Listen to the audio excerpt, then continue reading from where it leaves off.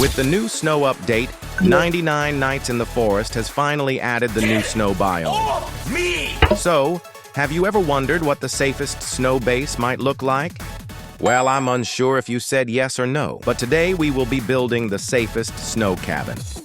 Our journey starts simple, cutting down a few trees with a relatively full squad. We expand the campfire, and of course I don't forget to pick up the chairs in the houses as they're very good for giving some starting wood. Me and my team continue to explore for more coal and even flashlights, which would be useful for keeping the deer away for some extra time during the night. I mostly ignored the scrap for now, as of course the most important resource when beginning is fuel. Yoink! I found a cultist camp early. Hey, yo, what the f— But sadly it was locked, so I'd be unable to loot the full thing. But it would come very much in handy later. Our search lasted into the night. Once it turned daytime again, I had looted a hospital FBI, open up! and picked up a few more chairs.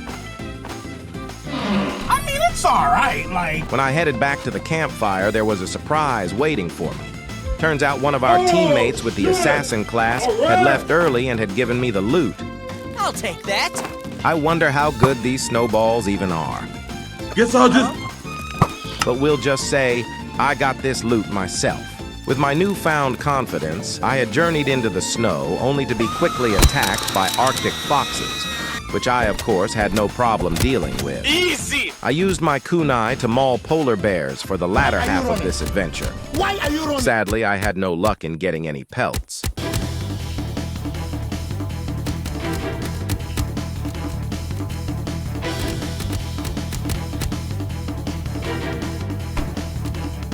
It was cut short by me having to revive my teammate, which seems to be a common theme in this video. Since I was so confident with my kunai, I had even gone adventuring in the night to attempt for some polar bear pelts, those of which seemed impossible to get. Aw, dang it.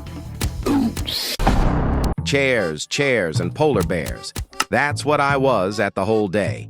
I stepped away from camp to buy some furniture, which I figured out the hard way on another attempt wasn't possible to build in the snow.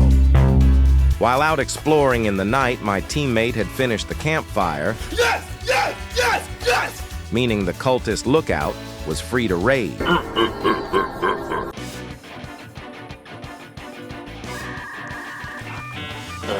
The first chest I opened had a giant sack, which would be helpful later. I got a ruby chest with thorned armor, but the real surprise was finding a strong axe. Oh, that's that good shit! After a lousy death, I swear I lagged. I could finally begin working on the safest snow cabin. Hold up! Now that all of the preparation was over, I could finally get to the task at hand.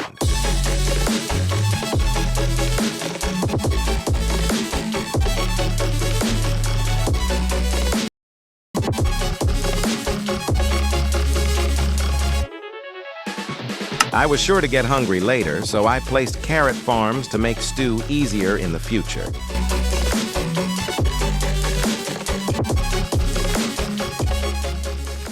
Using this new strategy, I was able to chop the big trees twice as fast. The cultists had come to foil our plans, but they were no match for my kunai and revolver. Help! Police! Every day I went out to chop more trees, and the pile of saplings had continued to build up. Once the sun had risen, I quickly brewed up more stew to ensure me or my teammate wouldn't go hungry, then finally began work on the base. Oh, I'm hurt! I'm fast as fuck, boy! Oh shit, what is that? Yeah, building doesn't go so well in the night. Of course, I'd start the next day prepping a bit more food for the snow. And after venturing through the rough, flaky snow terrain destined to claim hundreds of fatalities, I was back to base building.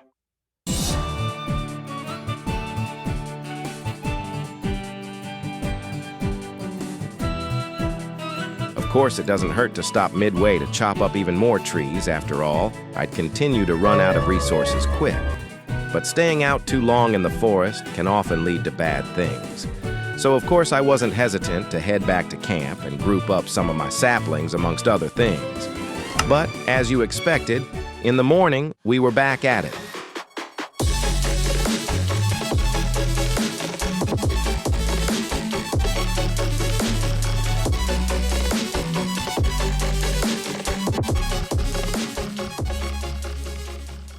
The cultists Are you came serious again, right now, bro? but with the power of friendship, we dealt with them quick and swiftly. Hold up.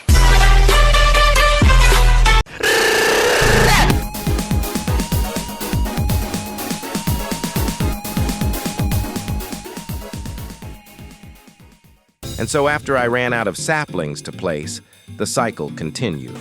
I would return to base, deposit my findings, but not after looking at this mammoth tusk. I didn't even know this existed. Feeling fearless, I ventured back into the eerie forest only to quickly realize how many times I've been unsuccessful doing so.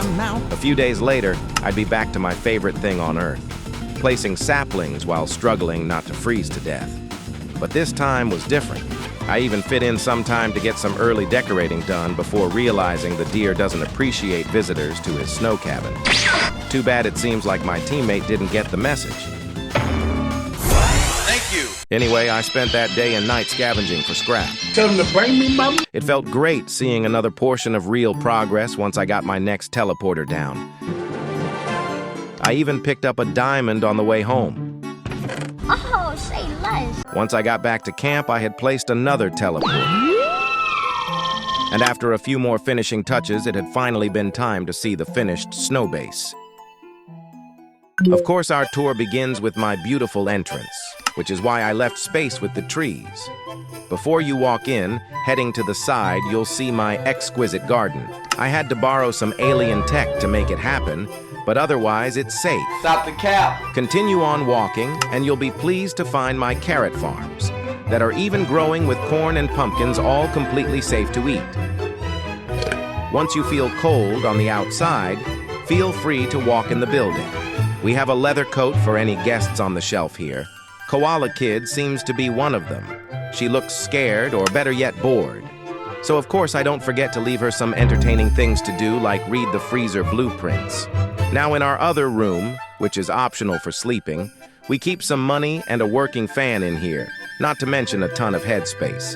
This is also our cabinet for food. Yummy. We can't have any guests going hungry, now can we? No, sir. And in one final act of kindness, I'll be letting Koala Kid spend the night. Maybe tomorrow she'll be up for a rude awakening,